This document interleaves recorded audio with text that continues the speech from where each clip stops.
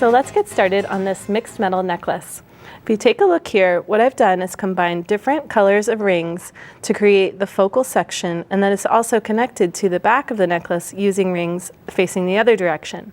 So you might think of rings as sort of decorative elements, but here we're actually using them as beads in the design.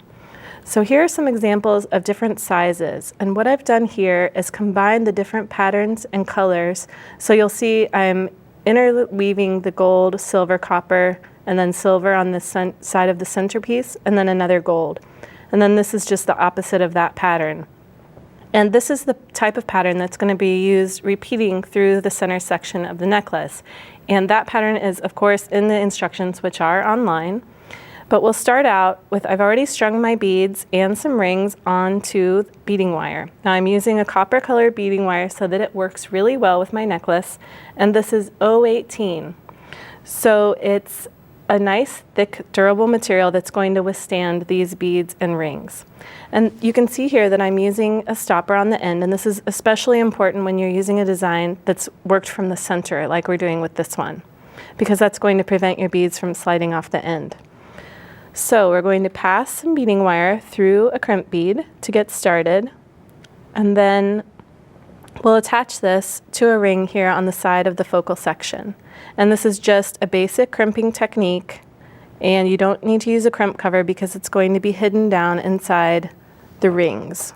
Now I'm going to use my crimping tool, and of course I'm using the 3-step crimping technique. So I'll make an oval shape with the outer jaws, come back with the inner jaws to squeeze and crease, and then use the outer jaws to make that nice and round. And as you can see, once I do the other side, this is going to be completely covered up with my beads and rings. So that makes a nice pattern, and it's kind of creates this flow.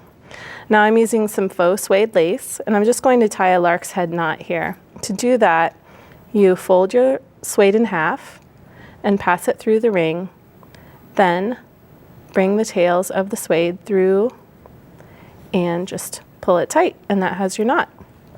Now to attach the clasp, I used a wire wrapping technique. I'm just going to trim my suede so that the ends are even here using my wire cutter, pass it through a ring, and this ring is going to form half of the clasp, which will be connected with this hook.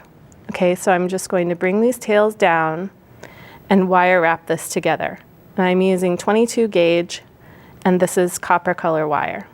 And I'll just wrap this all the way around like so, and then once I'm finished, I'll turn to the back of the necklace and trim these ends.